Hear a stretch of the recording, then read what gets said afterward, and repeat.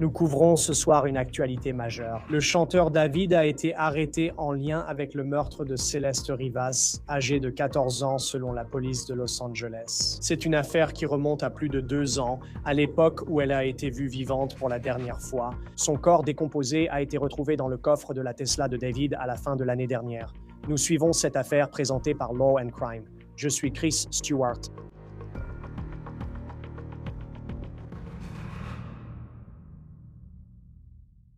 Très bien, passons à cette information de dernière minute qui nous parvient en ce moment même de Los Angeles. Une annonce choc de la part du LAPD. Je veux que vous regardiez juste ici. Voici la publication diffusée par le porte-parole du service de police de Los Angeles sur les réseaux sociaux pour faire cette annonce. Le chanteur, connu sous le nom de David, a été arrêté par les détectives de la brigade des homicides à Los Angeles, je cite, pour le meurtre de Céleste Rivas. Maintenant, David, dont le vrai nom est David Burke, est actuellement détenu sans possibilité de libération sous caution et il n'a pas encore été inculpé. Le LAPD indique que son dossier sera présenté au procureur lundi pour examen en vue d'éventuelles poursuites.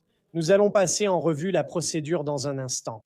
C'est une affaire qui a mis des mois à en arriver là. Je sais que beaucoup d'entre vous ont suivi cela. Et maintenant, il semble que la prochaine étape, une étape majeure, va encore prendre du temps avant que nous n'apprenions beaucoup d'informations sur cette affaire. Et nous allons en parler avec l'ancien procureur fédéral Nemo Romani dans un instant. Mais alors que nous nous concentrons maintenant sur cette annonce, cela peut sembler avoir mis longtemps à arriver, car David a été désigné comme suspect en novembre 2025. Avant d'aborder ce qui va se passer ensuite, je veux vous mettre au courant de cette affaire car elle dure depuis des mois sous certains aspects et depuis des années sous d'autres. Selon la police de Los Angeles, tout cela a commencé en septembre 2025. C'est à ce moment-là que les agents sont intervenus dans une fourrière à Hollywood après des signalements d'une odeur nauséabonde provenant d'un véhicule, une Tesla.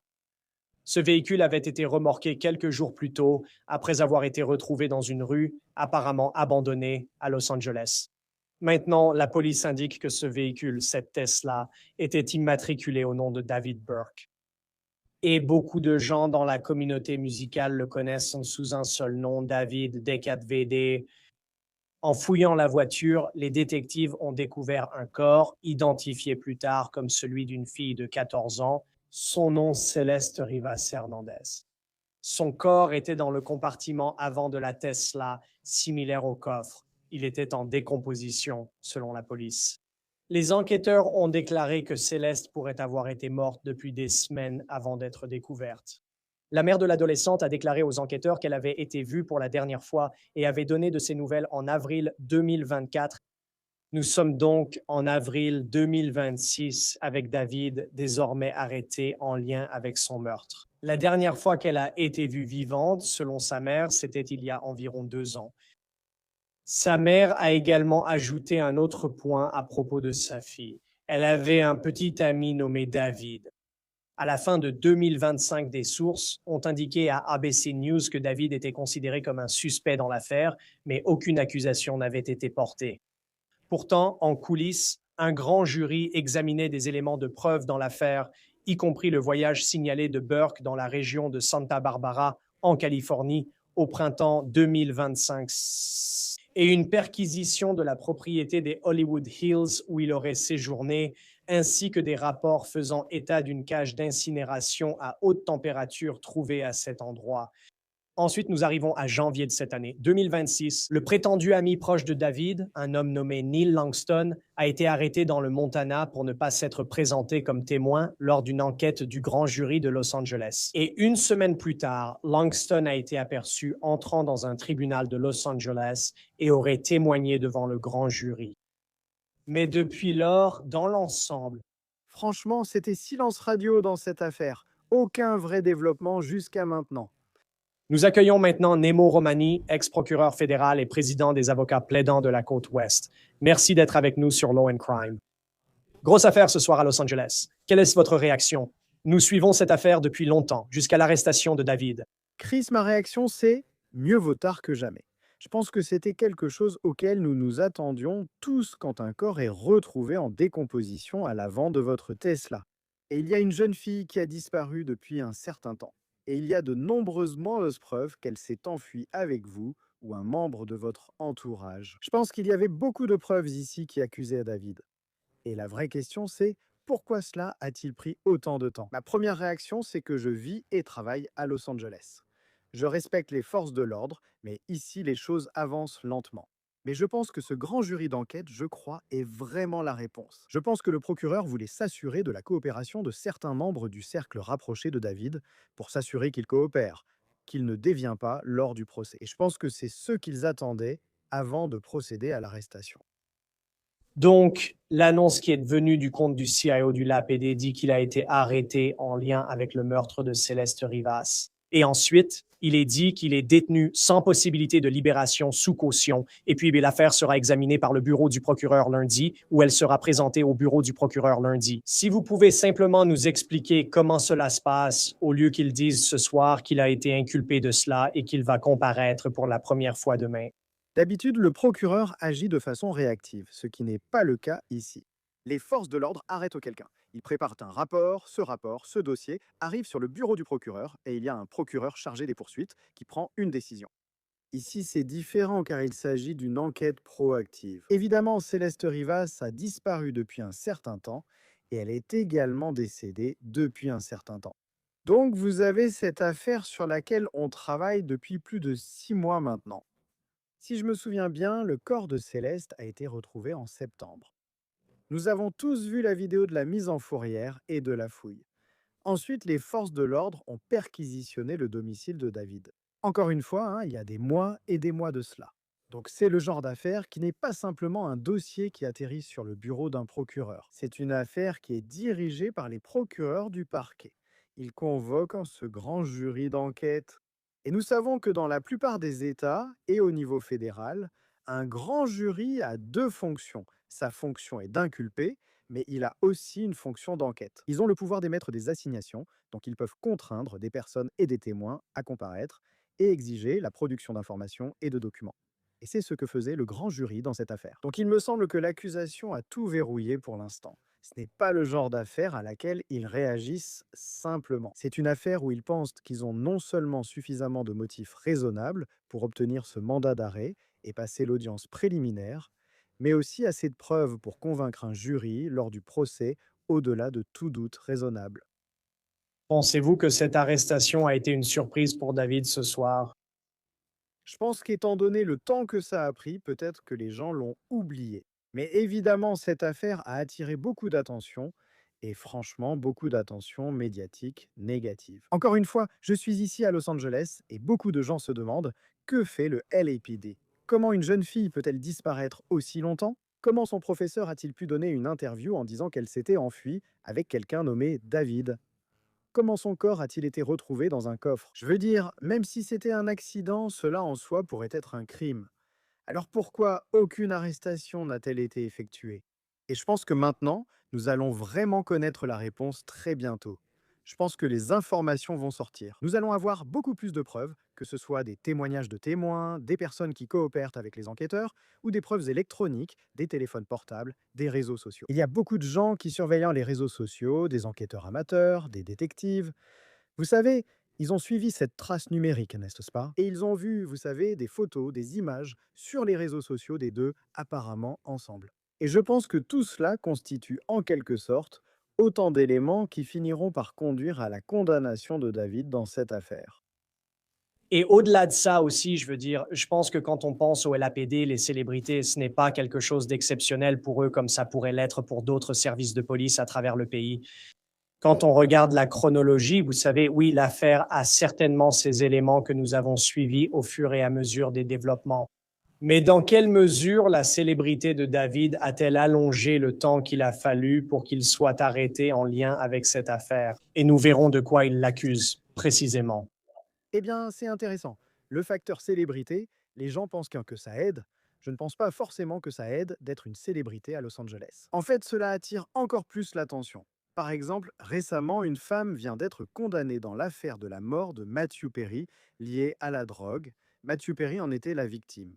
Mais le fait que, vous savez, la reine de la kétamine Jasmine Song soit accusée d'avoir tué Matthew Perry, ça, et encore une fois, je ne suis pas naïf. Cette affaire a été traitée différemment de celle de 2019, quand elle a tué quelqu'un avec de la kétamine. Donc, vous savez, le facteur célébrité attire l'attention là-dessus. La réalité, c'est que on parle de cette affaire ici sur Law and Crime parce que c'est David. Et vous savez, il y a beaucoup de jeunes filles qui disparaissent. Et je n'en parle pas. On ne me demande pas d'en parler. Et ça ne change rien. Ce n'est pas moins grave. Il y a des femmes qui sont victimes de traite, qui sont abusées sexuellement, qui sont victimes de violences. Elles sont même assassinées, vous savez, des centaines, des milliers chaque jour. Donc je pense que le facteur célébrité a probablement attiré plus d'attention sur cette affaire, aussi bien de la part des forces de l'ordre que des procureurs, parce qu'il s'agit de David. C'est vrai. Même en pensant à Los Angeles, on a évoqué récemment Nick Reiner, des circonstances très différentes ici. Mais la quantité d'attention et le nombre de caméras au tribunal lors de ces apparitions sont vraiment différents des autres familles confrontées à ces problèmes. Pour la suite de cette affaire, je me souviens de Neil Langston, un des amis de David. Il a été arrêté pour ne pas avoir coopéré avec ce grand jury. Qu'est-ce qui vous frappe dans la façon dont, du moins de l'extérieur, il semble que les procureurs ont mené cette affaire? Oui, pensez à cette affaire. Si je me souviens bien, voilà quelqu'un qui a refusé de témoigner devant le grand jury. Et le bureau du procureur est allé dans un autre État pour obtenir un mandat d'arrêt afin de le ramener en Californie. Je veux dire, cela montre à quel point ils prennent cette affaire au sérieux, si je me souviens bien. Donc ce n'est pas une affaire comme les autres. Ce n'est pas une fugue comme les autres. Ce n'est pas une autre jeune fille victime de violence. Cette affaire a été traitée différemment, comme il fallait. J'aimerais que le LAPD ait des ressources et du temps illimité pour s'occuper de toutes ces affaires. Toutes ces jeunes filles, leur vie compte. Et c'est triste que ce soit malheureusement une histoire bien trop courante. Évidemment, nous ne savons pas ce qui s'est passé ici. Nous ne savons pas si c'était un accident, si elle a été assassinée intentionnellement, si elle a fait une overdose, si elle a été victime de traite d'êtres humains. Je veux dire, il y a toutes sortes de spéculations. Je ne sais pas exactement ce qui s'est passé. Mais ce que nous savons, c'est qu'il s'agit d'une jeune fille qui a disparu pendant un certain temps. Elle s'était déjà enfuie au moins une fois auparavant. Et il a fallu très longtemps pour la retrouver. Donc je pense que pendant cette période, il va y avoir beaucoup de preuves. Nous avons déjà vu des preuves vidéo lors de sa dernière apparition. J'anticipe de nombreuses preuves numériques. Je pense que le dossier sera solide une fois tout examiné. En résumé sur la mécanique de la situation, s'il est arrêté ce soir, il sera détenu sans possibilité de libération sous caution. Il n'a pas encore été officiellement inculpé. Et puis, vous savez, lundi, il va passer devant le procureur. Comment pouvez-vous le détenir aussi longtemps, même pendant le week-end, potentiellement? Donc oui, ces arrestations du jeudi finissent souvent par une comparution le lundi à cause du délai. En général, vous avez 48 heures pour voir un juge, souvent le jour d'audience suivant. C'est pourquoi la première comparution aura probablement lieu lundi, où David comparaîtra pour entendre les charges retenues contre lui. Les charges seront lues au tribunal. Attendez-vous à la présence de son avocat. Je pense qu'il a déjà un avocat, d'après certaines déclarations faites l'année dernière. Attendez-vous à ce que son avocat plaide non coupable et ensuite le processus commence. Si un grand jury met en accusation, il n'y aura pas d'audience préliminaire, ce qui est rare.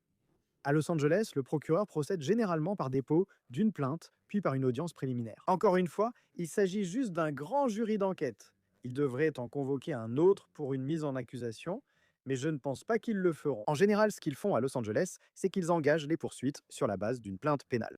Ensuite, après un certain temps, il doit y avoir une audience préliminaire. Lors de l'audience préliminaire, le juge décide s'il existe des éléments suffisants pour renvoyer l'affaire devant un jury. Le procureur présentera quelques preuves, souvent par quelques témoins des forces de l'ordre. Ce processus va commencer. Et c'était justement ma prochaine question, parce que nous ne connaissons pas précisément la cause du décès.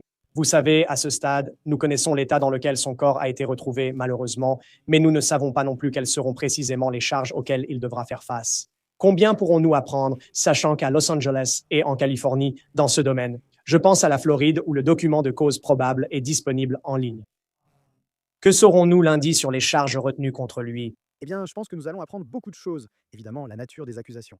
Donc, vous avez meurtre avec préméditation au premier degré. Vous avez des circonstances spéciales. Vous avez meurtre au second degré. Vous avez homicide involontaire. Si c'est un accident, il pourrait y avoir des accusations pour déplacement du corps. Y aura-t-il éventuellement des chefs d'accusation à caractère sexuel? Ce serait très important. Pour l'instant, ce ne sont que des suppositions. Il n'y a pas de peine de mort en Californie, il y a un moratoire. Nous n'avons pas eu d'exécution depuis 20 ans, donc ne vous attendez pas à voir la peine de mort, peu importe les accusations. Mais encore une fois, vous savez, meurtre au premier degré, intentionnel, prémédité, circonstances spéciales, s'il y a un quelconque type de circonstances aggravantes, tout cela sera très révélateur. Et c'est juste une question de jours avant que ces preuves ne sortent. Et quand on pense à ce qui va se passer après lundi, encore une fois, c'est une affaire qui a évolué, mais qui semble l'avoir fait très lentement et de manière très discrète, en dehors des reportages que nous avons vus. Après lundi, selon les chefs d'accusation, à quoi pourrait ressembler le calendrier pour une éventuelle poursuite contre David? Eh bien, cela va aller vite. Et évidemment, c'est le droit de David d'avoir un procès rapide. Et généralement, ce que l'on voit, c'est que la défense renonce à ce droit. Ils veulent obtenir la communication des pièces, ils veulent avoir toutes les preuves. Donc, ce qui est typique, c'est que le prévenu renonce au délai. Cela signifie qu'il va examiner la communication des pièces et voir comment il peut contester cette affaire. Si l'on parle de meurtre, je suppose que c'est une affaire de meurtre puisqu'il est détenu sans possibilité de libération sous caution. En général, il existe trois types de défense. D'abord, ce n'était pas moi, donc on accuse une autre personne. Parfois, vous savez, c'était un accident où je n'avais pas l'intention de le faire, n'est-ce pas? Donc, il s'est passé quelque chose qui était moins grave qu'un meurtre, ou c'était une forme de légitime défense. Maintenant, évidemment, Céleste Rivas, d'après tout le monde, est une jeune fille assez petite. Je serais surpris qu'il y ait un argument de légitime défense, tout comme Nick Reiner, n'est-ce pas? Je doute qu'il s'agisse de légitime défense, ses parents, bien plus âgés, sont dans leur chambre. Mais généralement, si vous vous demandez quelle va être la défense, ils vont soit contester l'identification, soit l'intention. Ce n'était pas prémédité, c'était un accident, quelque chose dans ce genre. C'était un homicide sans préméditation, un coup de folie, une irresponsabilité pénale pour trouble mental. Vous commencez à attaquer l'intention, ou vous commencez à présenter une défense légale comme la légitime défense. Mais encore une fois, je serais très surpris si c'était de la légitime défense dans ce cas. Nous parlions récemment de Neil Langston, mais si l'on considère les témoins et ceux ayant parlé aux forces de l'ordre, quelles informations pourraient-elles détenir? Nous ignorons le déroulement exact de ces conversations, mais en général, à quoi ressemble-t-elle pour un procureur lorsqu'une personne est proche de David ou d'une personne qui va faire face à des accusations très graves? Comment convaincre cette personne d'aller dans le sens souhaité par le procureur? Chris, j'ai acquis de l'expérience sur des affaires de trafic de drogue quand on traite avec une organisation criminelle, sans dire que David et son entourage en sont une, il faut faire pression sur les membres les moins coupables. Peut-être que quelqu'un donnait de la drogue à Céleste Rivas. Il se peut que cette personne n'ait pas participé au meurtre, mais ait eu accès à la Tesla, comme beaucoup d'autres. Tu dois faire pression sur eux pour qu'ils dénoncent le principal coupable de l'organisation. C'est la base d'une poursuite judiciaire. Et qu'est-ce qui rend certaines de ces accusations solides? Disons que tu as une accusation de complot, complot en vue de commettre un meurtre. Tu peux vraiment ne rien avoir à voir avec le meurtre. Mais si tu prends part à des actes concrets pour faire avancer un complot, disons un complot de trafic plus vaste, eh bien tu pourrais alors être tenu responsable de la mort de Céleste Rivas, même si tu ne l'as pas réellement tué. Donc, il y a de lourdes peines que d'autres personnes pourraient risquer en tant que co-conspirateurs, complices, s'ils se rendent complices. Et ce que tu veux faire, c'est faire pression sur eux, t'assurer d'obtenir les informations que tu veux, t'assurer qu'elles sont véridiques, t'assurer qu'ils vont coopérer. C'est à ça que sert ce grand jury, témoigner devant le grand jury, figer leur version. De cette façon, quand tu avances contre le principal, la personne que tu penses être la plus responsable, la plus coupable, il semble que ce soit David ici, tu as déjà figé la version de ses témoins, parce que sinon, devine quoi? Ce seront les prochaines personnes à être inculpées et arrêtées.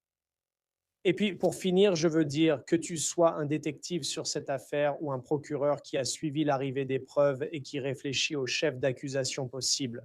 Émotionnellement, qu'est-ce que ça fait ce soir en sachant que David est maintenant en garde à vue et que tu as franchi un nouveau cap dans cette enquête, dans cette affaire? Oui, c'est sûr que pour les forces de l'ordre et le parquet, il y aura un poids en moins, car il y a eu des gens comme moi. J'ai critiqué les forces de l'ordre, demandant ce qui se passe et pourquoi il n'y a pas eu d'arrestation. Si ce n'est pas David, qui est responsable? Il y a donc un certain soulagement. Le vrai travail commence, car il y a maintenant un avocat en face, et David, qui a des moyens, en a déjà engagé un. C'est ce que j'ai compris.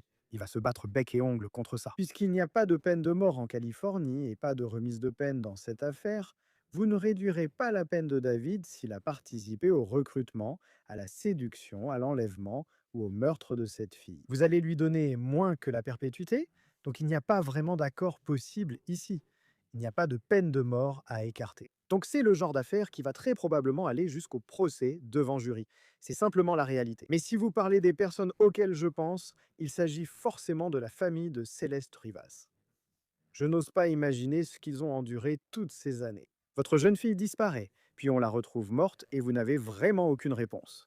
Alors j'espère que la famille pourra enfin obtenir des réponses à tout ce qu'elle a enduré. Non, très bien fait. Neima Romani, ex-procureur fédéral et présidente des avocats plaidants de la côte ouest. Grosse nouvelle de dernière minute ce soir à Los Angeles. Merci comme toujours d'être avec nous sur Law and Crime. Bien sûr, Chris, merci de m'accueillir comme toujours. Très bien, juste avant de partir, je veux simplement réitérer cette nouvelle une fois de plus et ce que nous savons à ce stade.